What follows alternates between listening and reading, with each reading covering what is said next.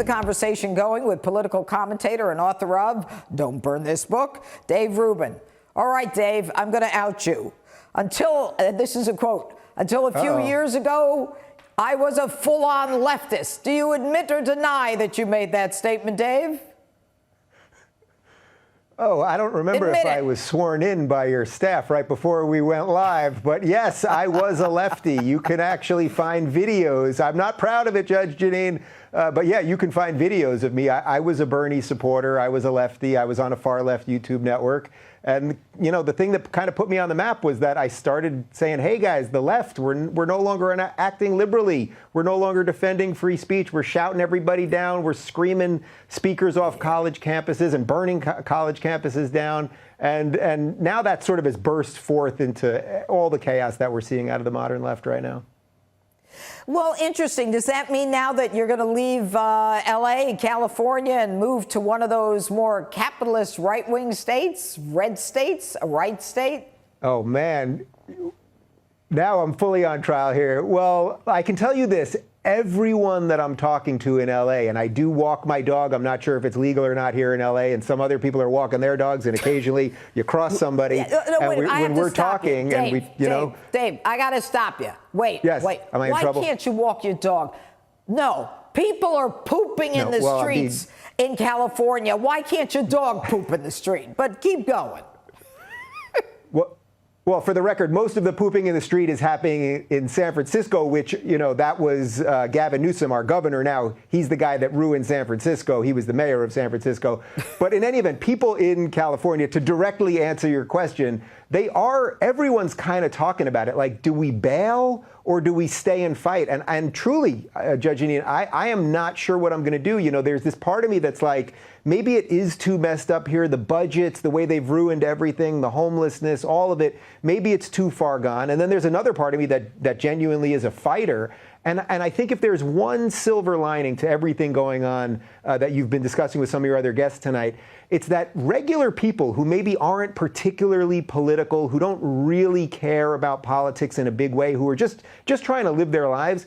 Well, you trap them in their houses for 2 months and you tell them they can't go to work. You tell them they can't make a living. You tell them, oh, there's no end in sight and it's going to be August 1st. And then, you know, on July 28th, we're going to make it November 5th, you know, the day after the election or something. I think regular people are waking up to what overreaching government is. They're waking up to what freedom is, what liberty is, what individual rights are, that we have a right and a duty to live our lives as we see fit. And it's not the government's responsibility to keep us safe from everything. That a government can't do that, actually. Well, not a good government, at least.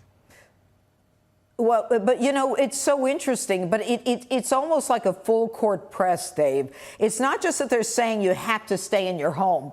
What they're also saying is we're going to give you money to stay in your home. You know, and you have to do it in order to be safe. I mean, it's almost like it's a movie that they figured it all out. You know, remember that movie Wag the Dog, where it was made up about a war that really wasn't a war? And that's what they're doing here. They're creating a real fear, you know, which is justified based upon COVID. But, you know, but now we're kind of, we bend the curve. The hospitals are not overflowing. And then they're saying, we'll give you money. It's okay. Stay home. And now what's happening, Dave?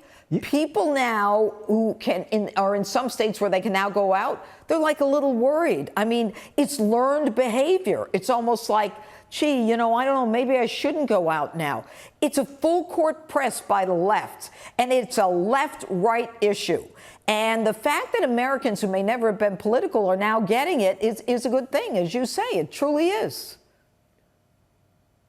Well, that is a good thing. And this is what the kids online call red pilling, when you actually see the world for what it is, not what the media hands you and feeds you, when you actually see truth. It's a reference from Neo in the movie The Matrix. And I think what we're really seeing right now is that people, you know, they don't want to live like this. We all know, everyone knows this. Everyone with a couple neurons firing in their brain knows that life is about a little risk. You're going to break an arm. You're going to twist an ankle. You might be hit by a car. Or anything that you do in business, it involves risk. You can make money, lose money. Everything that is worthwhile in life is about risk.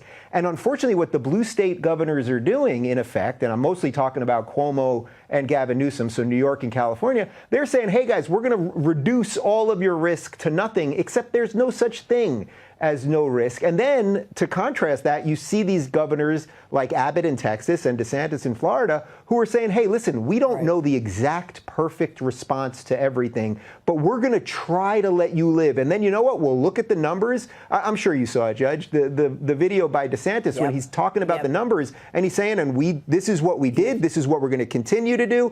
And that's actually how you should govern. So again, the beauty here, don't forget, the beauty here is that good people are waking up to this stuff. People that normally wouldn't care. All right.